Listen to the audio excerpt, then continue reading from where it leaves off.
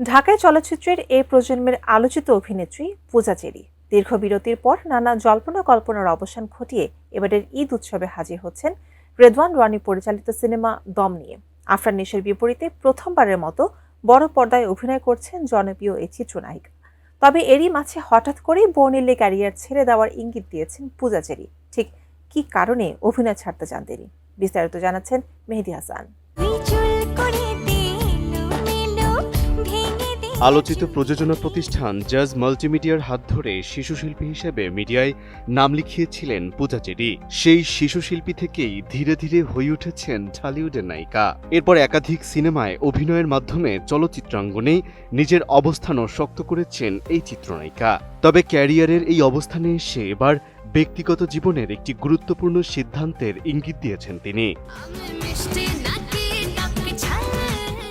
সম্প্রতি এক পডকাস্টে অংশ নিয়ে পূজা চেরি জানিয়েছেন প্রয়োজনে সংসারকে অগ্রাধিকার দিতে অভিনয় থেকে সরে দাঁড়াতেও রাজি আছেন তিনি।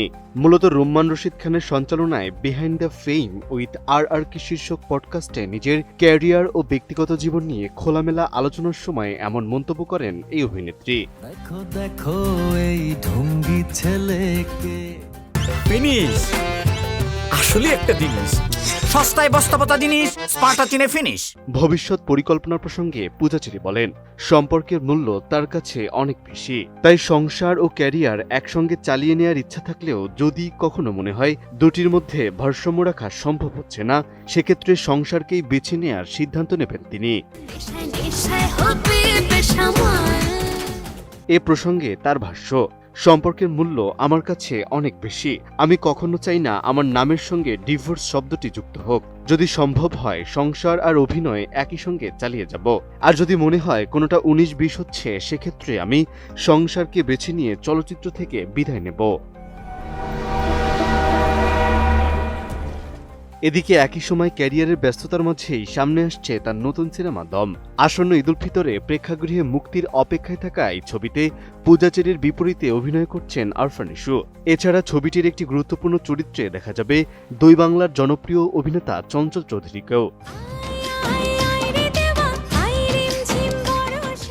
এ প্রসঙ্গে জানা যায়, behind the fame with RRK শীর্ষক পডকাস্টটি আগামী শনিবার রাত 9টায় প্রকাশিত হবে, যেখানে পূজা চেরির ক্যারিয়ার, ব্যক্তিগত জীবন এবং ভবিষ্যৎ পরিকল্পনা নিয়ে বিস্তারিত আলোচনা উঠে আসবে। তবে আপাতত নতুন সিনেমা দমকে ঘিরেই ব্যস্ত সময় পার করছেন এই অভিনেত্রী। আর সিনেমাটি মুক্তির আগেই তার এমন মন্তব্য চলচ্চিত্র অঙ্গনে নতুন করে আলোচনা শুরু হয়েছে।